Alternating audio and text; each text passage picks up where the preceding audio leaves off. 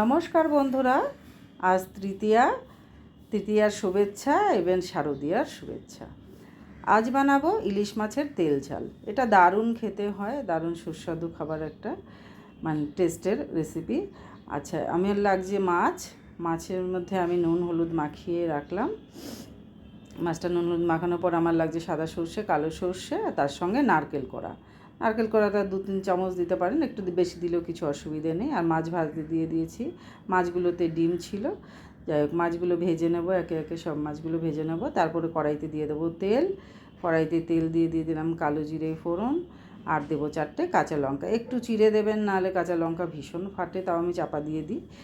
আচ্ছা, কাঁচা লঙ্কাটা যেই ভাজা ভাজা হয়ে যাবে, যেহেতু আমি এর মধ্যে দিয়ে দেবো একটু হলুদের গুঁড়ো, একটু লঙ্কার গুঁড়ো, আর দিয়ে দেবো যে বাটা মশলাটা রেখেছিলাম, দুধ মতো বানিয়ে রেখেছিলাম নারকেল আর সর্ষে বাটা দিয়ে, ওটা ছেঁকে নিয়ে পুরো দুধের মতোই হয়ে যায়। আচ্ছা, দিয়ে দিলাম ওই গ্রেভিটা দিয়ে দেবো নুনটা দিয়ে একটু ভালো করে ফোটাবো। ফুটিয়ে দিয়ে দিলাম মাছগুলো দিয়ে একটু নাড়াচাড়া করতে হবে, করে একটু ঢাকা দিয়ে দিতে হবে। ঢাকা দিয়ে ভালো করে আবার ফুটে উঠলে তারপর আবার একটু নাড়াচাড়া করতে হবে। এর মধ্যে দিয়ে দেবো 2-3টে কাঁচা লঙ্কা ভেঙে, কাঁচা লঙ্কার গন্ধটা সুন্দর আসবে, তাই আর একটু দেবো সামান্য সর্ষের তেল। দিয়ে দিলেই হয়ে গেল আমার রেডি দারুণ স্বাদের রেসিপি। এটা যেহেতু নারকেল বাটা আছে, একটু খুব সুন্দর খেতে হবে, আপনারা বানিয়ে খেয়ে দেখবেন। আর নমস্কার বন্ধুরা, ভালো থাকবেন, ধন্যবাদ।